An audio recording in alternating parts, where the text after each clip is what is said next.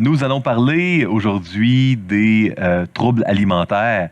Je vous avais mentionné que les thèmes de l'identité et de l'anxiété seraient certainement des thèmes qui seraient récurrents et qui reviendraient encore et encore. Et je vous avais pas menti, parce que effectivement, ici, dans le cas des troubles alimentaires, on parle d'un trouble anxieux, d'un exutoire pour gérer l'anxiété. Définitivement, on parle d'un trouble identitaire, bien souvent.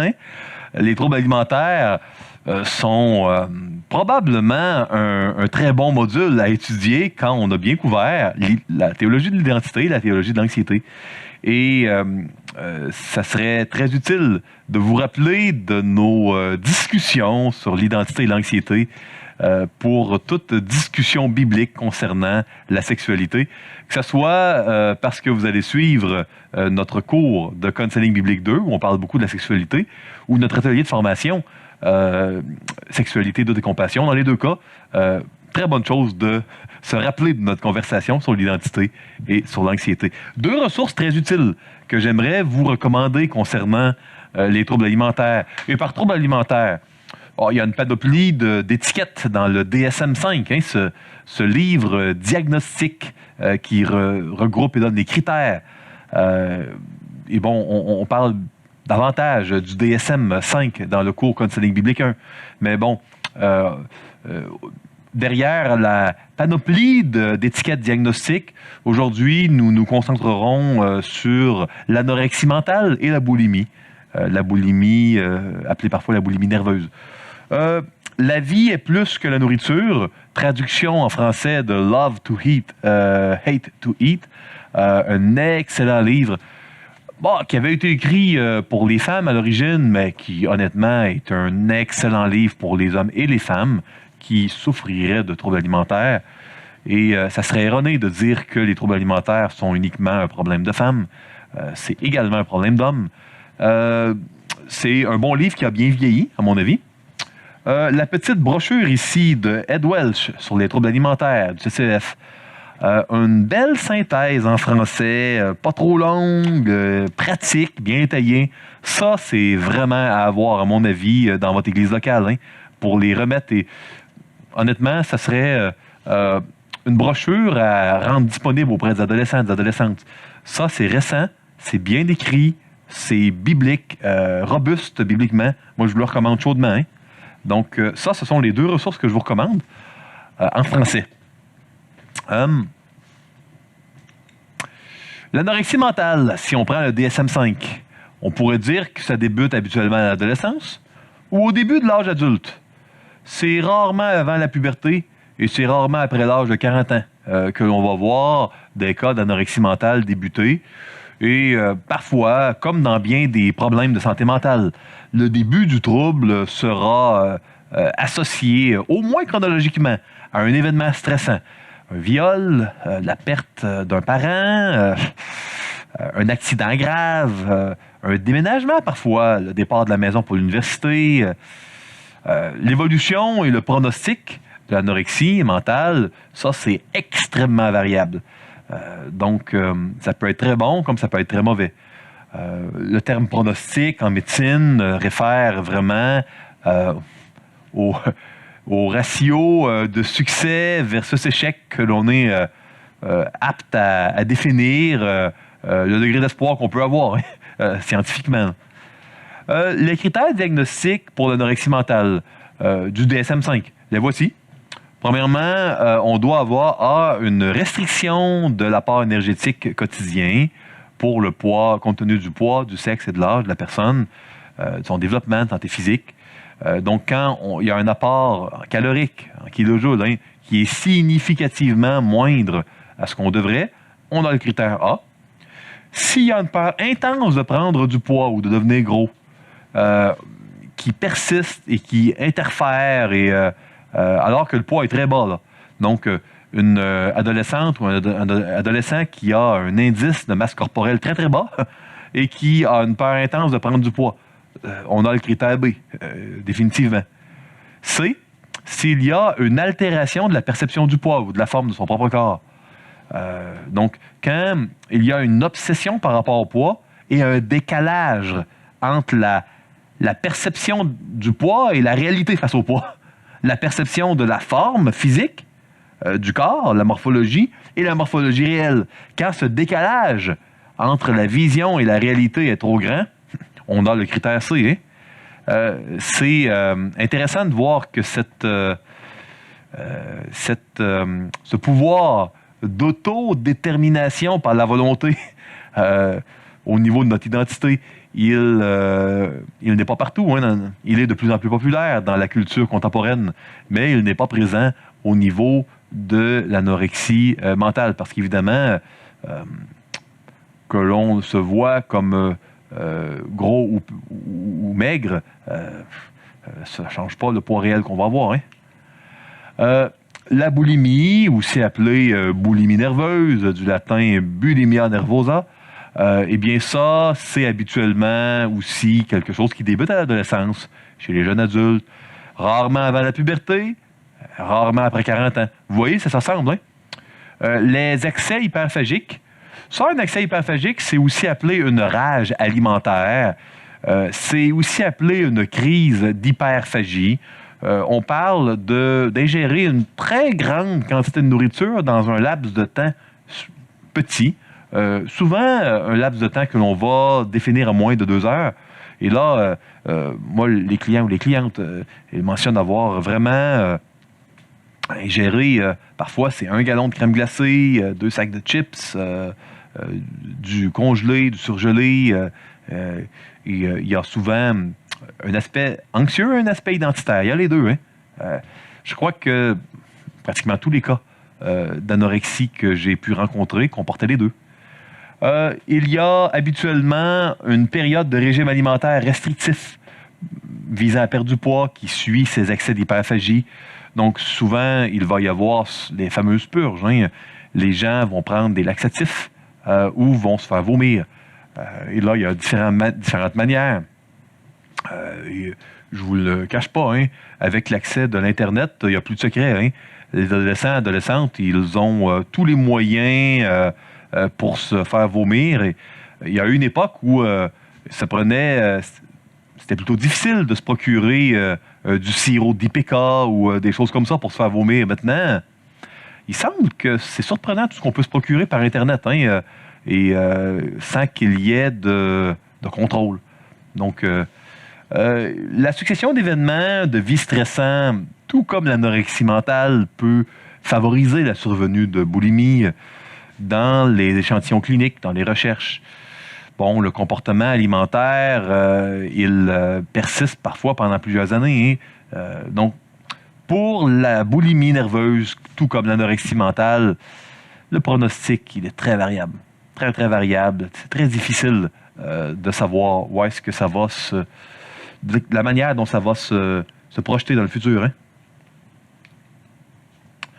Les critères diagnostiques dans le DSM-5 de la boulimie nerveuse, il y a une survenue récurrente d'accès hyperphagique, donc les rages alimentaires. Ici, on parle de crise de gloutonnerie, probablement un terme davantage utilisé en Europe. Je crois que je ne l'ai jamais entendu au Québec. On parle beaucoup d'accès hyperphagique ou de rage alimentaire. C'est les termes habituellement qui vont être utilisés ici, de ce côté de l'océan. Les gens qui utilisent les anglicismes vont parler de binge eating. L'accès hyperphagique doit répondre aux 2 caractéristiques suivantes. Aux 2, 1, il doit y avoir une absorption en une période limitée. Ici, on parle de moins de 2 heures, par exemple. D'une quantité de nourriture dépassant largement ce que la plupart des gens absorberaient dans une période de temps similaire, dans les mêmes circonstances. Il doit y avoir un sentiment de perte de contrôle sur le comportement alimentaire pendant la crise. Les gens décrivent souvent l'impression de ne pas être capable de s'arrêter, de manger, de ne pas pouvoir se contrôler ce qu'on mange, de vraiment perdre le contrôle. Ça commence et ça finit après, et là, après, ils reprennent le contrôle, se font vomir, vont prendre des laxatifs, mais parfois, la détresse, la culpabilité vont les amener à se faire mal. On va souvent voir dans de pareilles circonstances de la scarification. Surtout s'il y a une bonne part d'anxiété derrière ces troubles alimentaires. Les gens vont prendre des couteaux, des lames de rasoir, vont se couper à des endroits qui ne sont pas trop dangereux, ne sont pas trop visibles. Parce que souvenez-vous, on parle d'un trouble identitaire, donc on ne veut pas avoir de marques qui seraient trop facilement visibles durant l'été, quand on est en maillot, etc. C'est ça, ça fait foi de beaucoup de souffrance, ça, quand il y a une combinaison de troubles alimentaires et de scarification. Définitivement, c'est le genre de cas qu'on veut envoyer chez un médecin en parallèle avec un suivi de counseling, parce qu'on veut donner de l'encouragement, mais parfois, il y a des médicaments anxiolytiques qui peuvent aider énormément. Quand les gens ont beaucoup de détresse et en viennent à se couper, il y a une souffrance. Il y a une souffrance et les gens essaient de la gérer du mieux qu'ils peuvent, mais il ne faut pas sous-estimer l'intensité de la souffrance quand les gens font ça. Il faut avoir de la compassion. Donc ça, c'est le critère numéro 2. B, les comportements compensatoires, inappropriés, visant à prévenir la prise de poids, des vomissements, un emploi abusif de laxatifs, et parfois des laxatifs plutôt dangereux. Il y a des laxatifs qui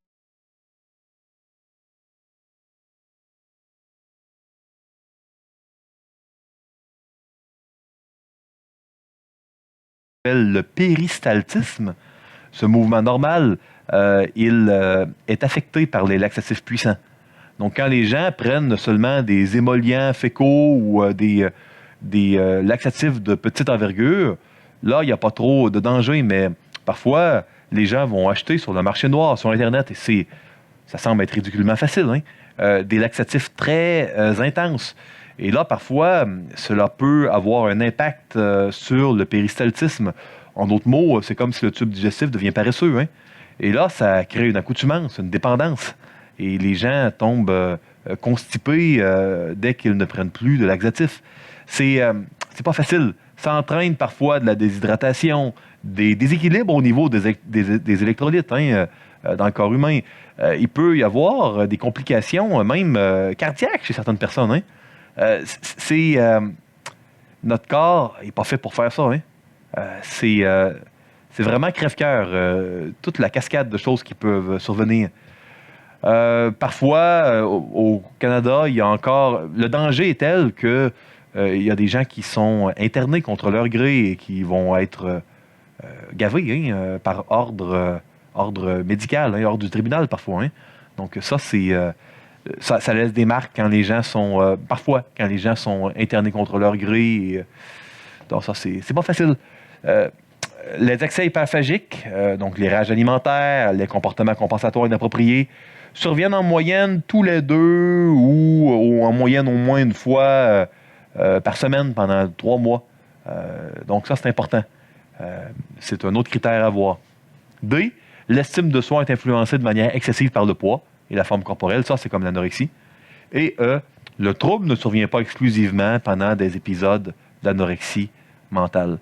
Donc, si on a un diagnostic d'anorexie et que le trouble survient uniquement là, on doit prioriser le diagnostic d'anorexie mentale. Je dis nous, mais évidemment, on ne pose pas de diagnostic en counseling biblique, on laisse ça au médecin. Mais sinon, le critère E fonctionne. Donc, comme vous voyez, il y a bien des choses en commun entre l'anorexie mentale et la boulimie nerveuse. La différence importante, je vous dirais, vous voyez ici, si on retourne à l'anorexie, il y a la restriction des apports, il y a la peur de prendre du poids et il y a l'altération de la perception. Ce qu'on doit rajouter dans la boulimie nerveuse, c'est ces excès hyperphagiques, le A. Ça, c'est... on ajoute ça et là, il y a des comportements qui sont compensatoires, donc en lien avec les excès hyperphagiques. Et là, il y a une fréquence qui est donnée pour le C. Donc, on voit que ça se ressemble, mais que c'est différent. L'anorexie mentale, ça, c'est vraiment controversé. Mais certaines études mentionnent qu'il y aurait peut-être 56% de génétique.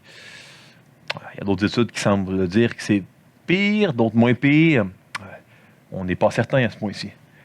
La boulimie serait fortement influencée par un milieu familial dysfonctionnel, mais encore là, j'imagine que tous les êtres humains ont une prédisposition quelconque, une vulnérabilité quelconque à développer une maladie mentale. Et dans un milieu familial dysfonctionnel, j'imagine qu'il y a bien des choses qui ne seraient peut-être pas sorties qui peuvent sortir, hein. Le traitement de l'anorexie, de la boulimie, dans les cas sévères, en crise, on doit penser à l'hospitalisation. On doit penser à la médication également. Parfois, comme je vous l'ai mentionné, en raison du circuit de l'anxiété qui est impliqué dans les troubles alimentaires, qui sont souvent des exutoires, il faut penser à la médication. Les thérapies, que ce soit des traitements psychologiques ou des encouragements avec la parole, hein, du counseling biblique, pour moi, c'est important, hein. Quelques stratégies pour le counseling biblique de personnes vivant de l'anorexie, de la boulimie. Les troubles alimentaires sont habituellement des désordres au niveau des émotions. Ça, c'est effectivement non pas une cause, mais une facette descriptive que l'on va retrouver dans les troubles alimentaires. Il y a souvent une part génétique. On voit souvent des troubles alimentaires chez les victimes d'abus sexuels. Ça, c'est très fréquent. Maintenant, encore une fois, l'abus sexuel, c'est tellement destructeur. Il y a bien des choses qui sont latentes chez un individu qui peuvent être déclenchées à ce moment-là. Et s'il y a eu victimisation après, ça peut être pire. J'en suis convaincu personnellement. Ça, c'est une opinion, hein. Apprendre à connaître la personne et bâtir la relation, ça, c'est important. C'est très important. C'est important dans tout counseling. Attention de ne pas créer trop de performances. Oui, ça c'est important. Il y a des gens qui vont demander de faire un journal alimentaire et de faire attention. Mais il faut comprendre qu'il y a une obsession face à la nourriture chez les gens qui sont boulimiques ou anorexiques. Donc, aussi bien fondé que ça puisse sembler, trop d'accent sur la nourriture, quand la nourriture est déjà au centre de l'univers de certaines personnes souffrant de boulimie et d'anorexie mentale, ça peut être contre-productif. Donc ici, il y a un effet pervers qui peut survenir. On doit être patient. On doit remettre la nourriture et le poids dans une juste perspective biblique. Ça, moi, je trouve que le livre de Elise Fitzpatrick le fait très bien. La beauté, l'aspect identitaire, la nourriture, c'est important, mais il y a des points à prendre et des points à mettre de côté. Ça, c'est très bien. Bon, pour une théologie biblique de la nourriture et des repas, ceux qui lisent l'anglais pourraient se procurer Truth, That We Can Touch, ce livre écrit par un des membres du mouvement Nine Marks de Marc Dever. Sur la théologie des repas du Seigneur, tout ça. Ça, il y a définitivement des réflexions sur la théologie biblique de la nourriture qui sont très pertinentes ici. Il y a énormément d'aspects au niveau du repas du Seigneur qui je pense, peuvent être utiles dans les réflexions avec quelqu'un qui a des troubles alimentaires et une idolâtrie reliée à la nourriture. Donc, ne pas focaliser trop le suivi sur la nourriture. Ça, c'est important. Et créer un contexte où la vérité peut être exprimée de la manière la plus facilitante possible. Hospitalisation, c'est nécessaire. Ça, c'est important. Surtout quand on voit qu'il semble y avoir des problèmes cardiaques, que le médecin semble être inquiet. Suivi médical, ça, c'est, dans ma tête, un must. C'est nécessaire. Réaliser que la boulimie est souvent reliée à un tableau de troubles obsessifs compulsifs. Pas toujours, hein. L'anorexie mentale est évidemment souvent reliée à un tableau d'anxiété. Qu'est-ce qui peut être en dessous de l'anorexie mentale, la boulimie nerveuse? Parfois, ça commence par des déclarations d'indépendance qui se sont complexifiées. Il peut y avoir des accents sur le contrôle, des tentatives de contrôler.